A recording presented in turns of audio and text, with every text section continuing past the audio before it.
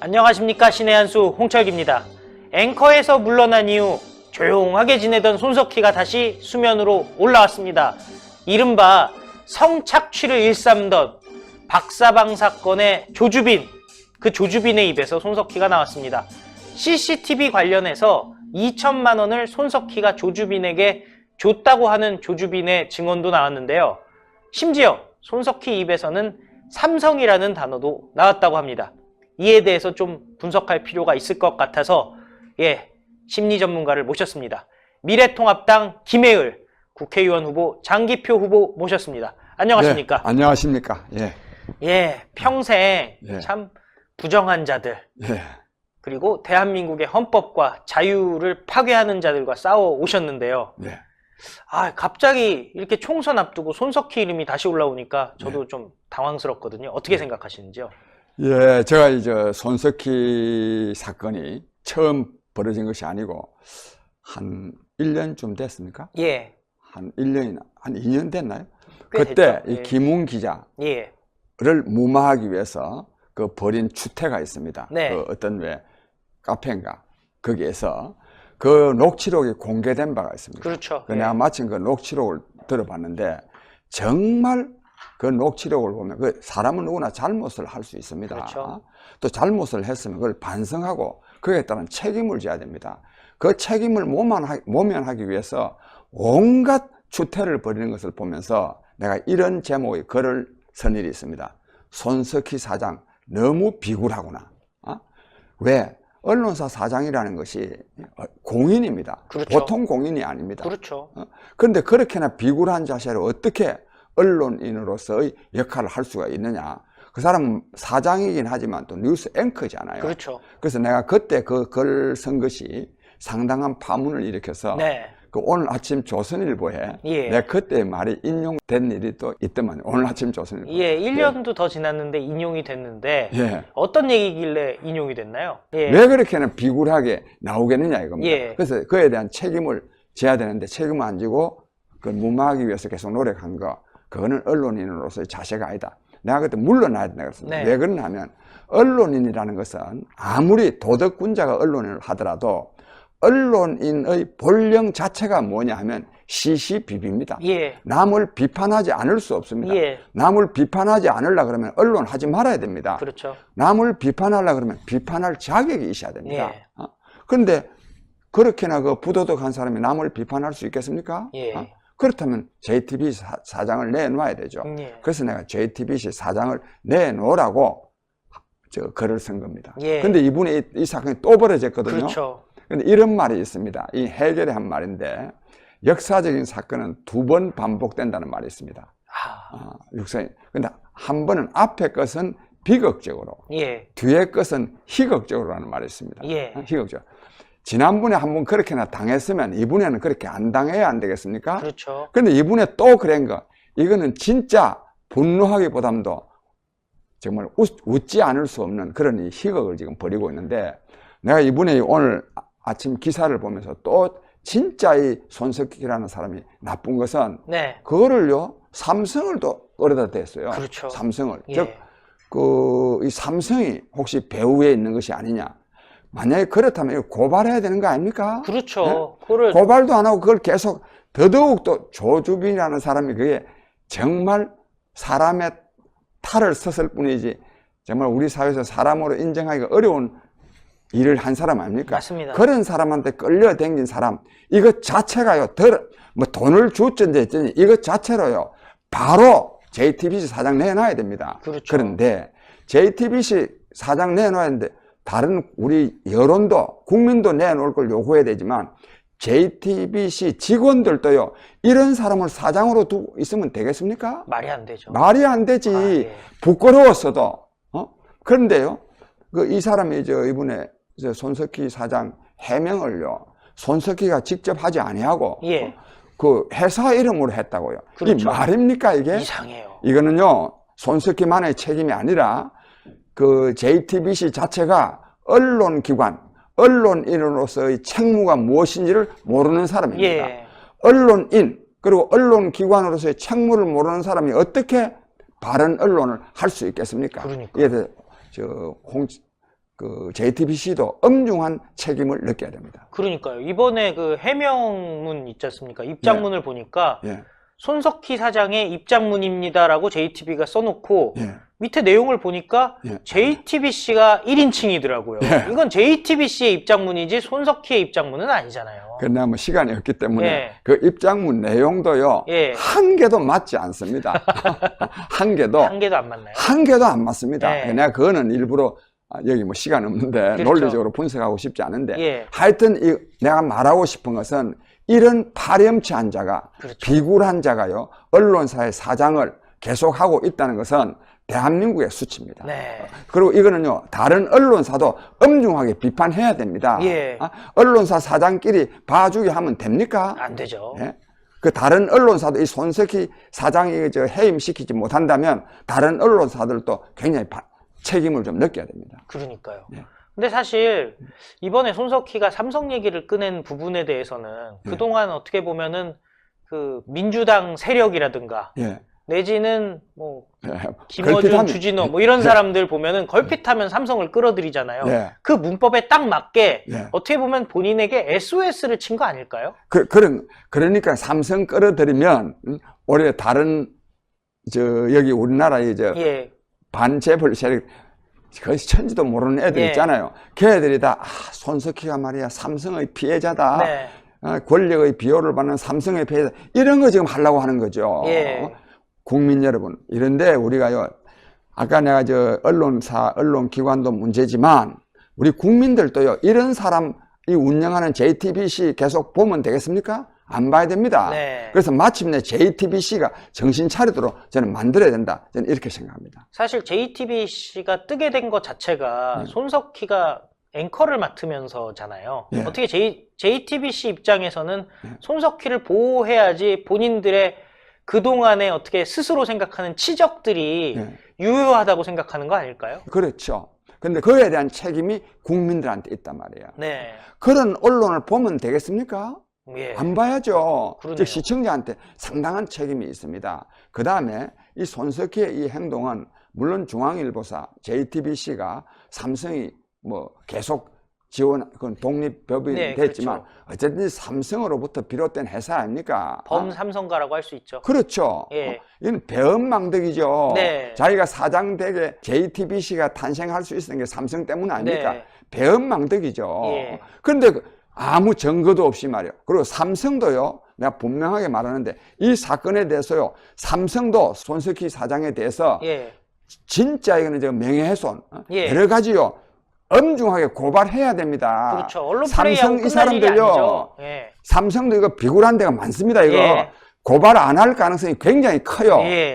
고발해야 됩니다. 삼성 고발 안 하면요, 나도 또 그냥 안 했습니다. 그렇죠. 그럼요. 예. 예. 그거 가만히 있으면 안 되는 안 거죠. 되지. 예. 사실 대한민국에 어떻게 보면은 삼성이 예. 그만큼 큰 역할을 그동안 해온 것도 사실이지만 그럼요.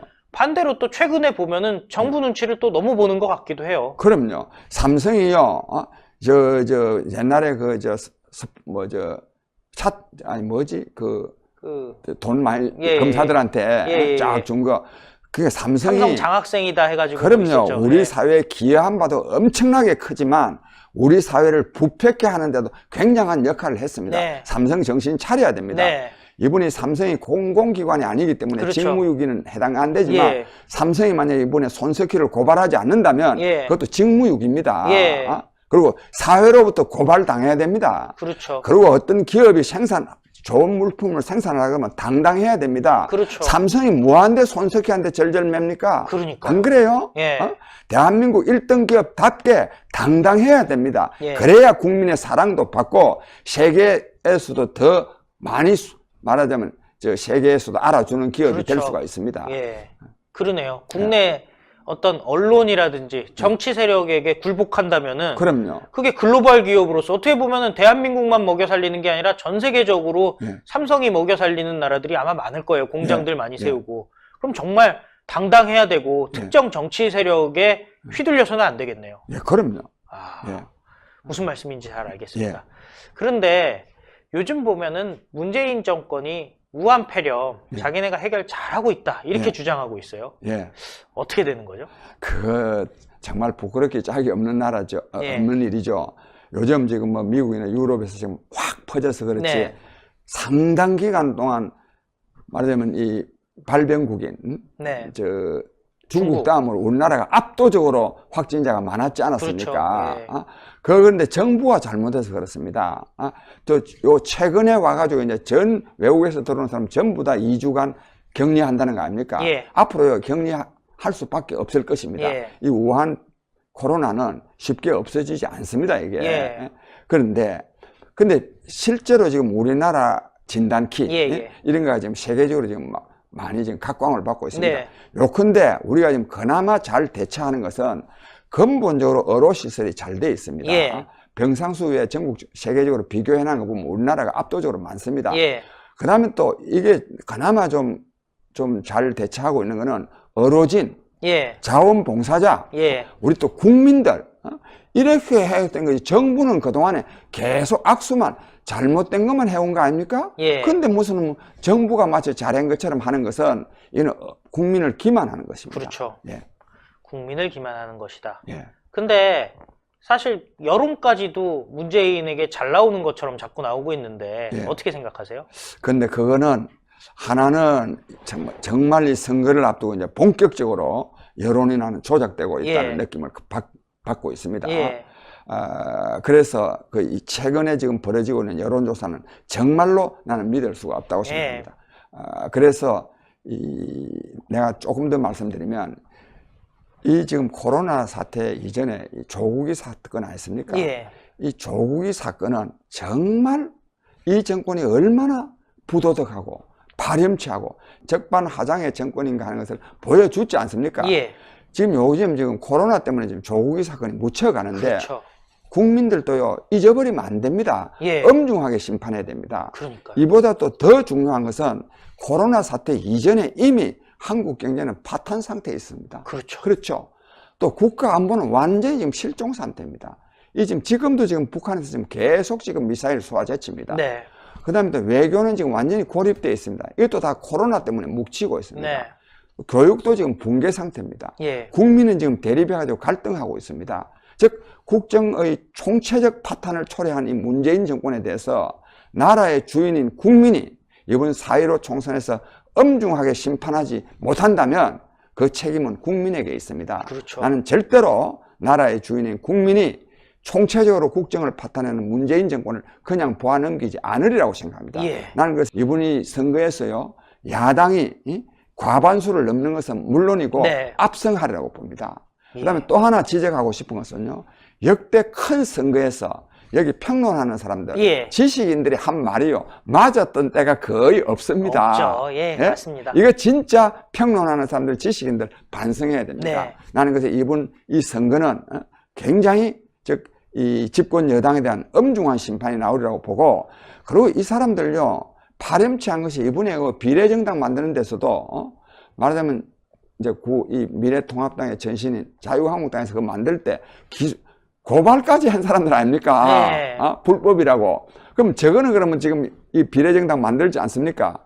그러면 이거는 스스로 그럼 불법인지를 알고 만드는 사람들 아니에요? 그렇죠. 이런 파렴치한 사람들입니다. 여기다가 또 뭐 2개까지 또 나와가지고 꼴불견입니다. 즉 이러한 이 문재인 정권의 국정 파탄 그리고 말하자면 이 저급한 정치 행태에 대해서 국민이 엄정하게 심판하지 않는다면 난 정말 국민에게 책임이 있기 때문에 그런 일은 없으리라고 봅니다. 예, 한번 PK 지역 얘기 좀 해보겠습니다. 예. PK 민심이 한창 이제는 뭐 문재인 안 찍어준다로 예. 갔다가 예. 요즘 보면은 일부 지역에서 이렇게 백중세인 것처럼 여론조사가 나오고 있단 말이에요.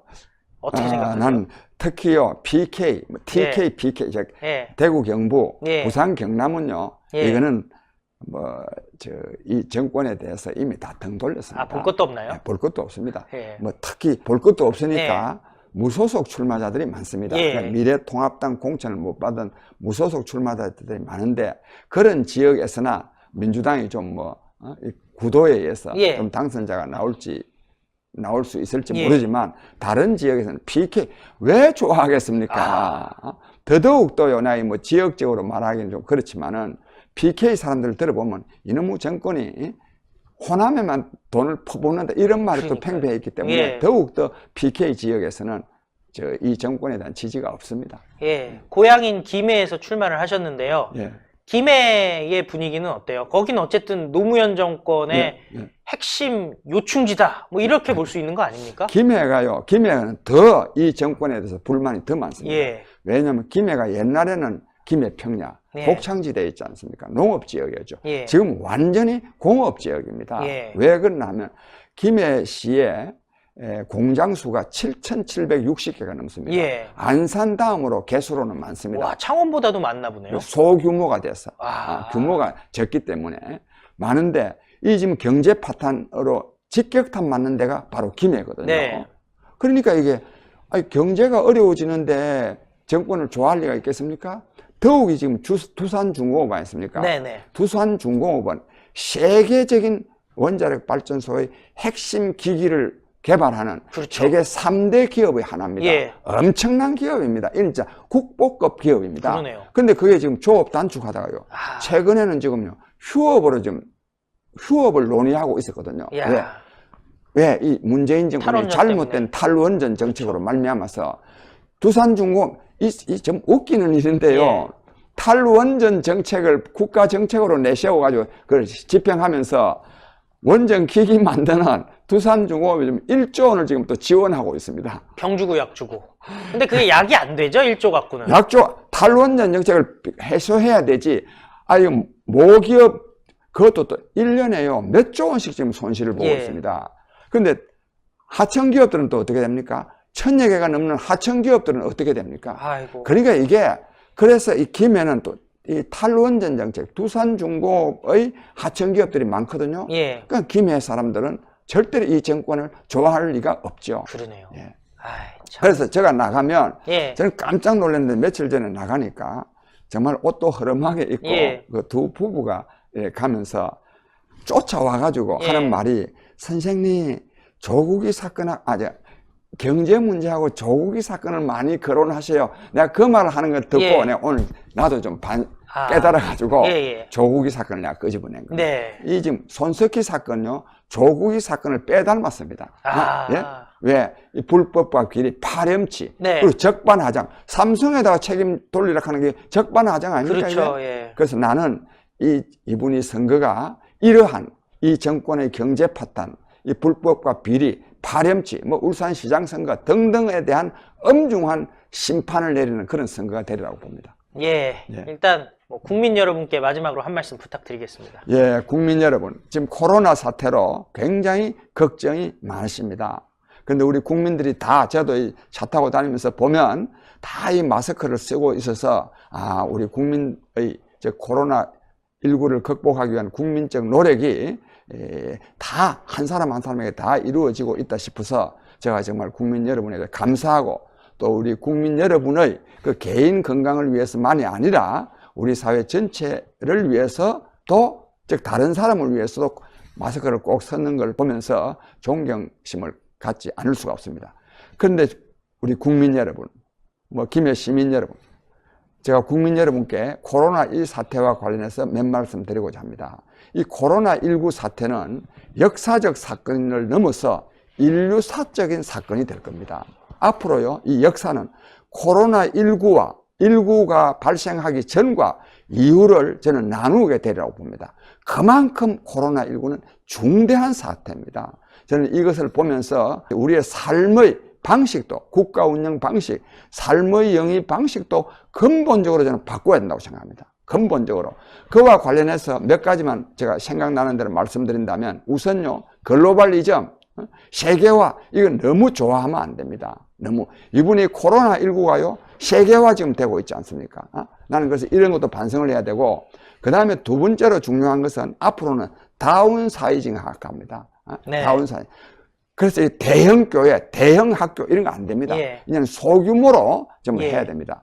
또 이것이 가능한 이유가 온라인입니다. 예. 그러니까 기본적으로 오프라인 시대에서부터 온라인 시대로 가고 있다고 하는 것을 나는 코로나19가 시사하는 것이 아니라 예. 강요하고 있다는 생각도 듭니다. 예. 그래서 우리가 이 온라인을 이제는 생활화해야 됩니다. 그렇게 되면 택배 같은 것도 이제는 오프라인으로 택배를 하는 것이 예. 아니라 드론으로 택배하는 이런 그렇죠. 시대가 될 것이고 예. 끝으로 이와 관련해서 내가 뭐 전문적으로 연구해서 말씀드린 것이 아니고 마지막으로 국민 여러분께 말씀드리는 바라서 짧게 줄이면 어쨌든 코로나19 사태는 우리 국가 운영, 삶의 영위 방식에 근본적인 변화를 요구하고 있다고 하는 것을 깊이 인식하시면 합니다. 그래서 저는 제가 그동안에 신문명을 주장하면서 새로운 국가 운영 방안, 삶의 영위 방식을 우리가 개발해서 실천해야 된다고 주장해왔던 사람으로서 이런 주장이 코로나19 사태를 맞이해서 상당히 정말로 정당성이 입증되는 것이 아닌가 하는 이런 생각을 합니다.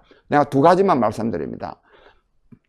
버킷리스트라고 있잖아요. 세계 여행 너무 좋아하면 안 됩니다. 즉 자기가 하는 일에서 보람과 기쁨을 누려야 됩니다. 더 많은 소유, 더 많은 소비에서 기쁨을 누리려고 할 것이 아니라 자기가 하는 일에서 자아실현의 보람과 기쁨을 누리는 그런 삶을 우리가 살면서 행복을 누려야 되지 더 많이 소유하려고 더 많이 소비하려고 하면 안 됩니다.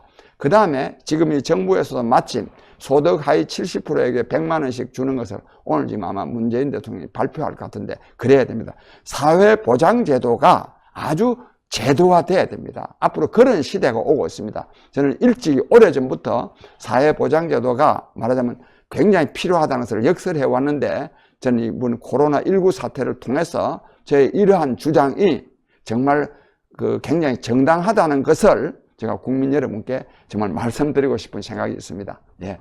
예, 오늘 말씀 감사했습니다. 예, 감사합니다. 예.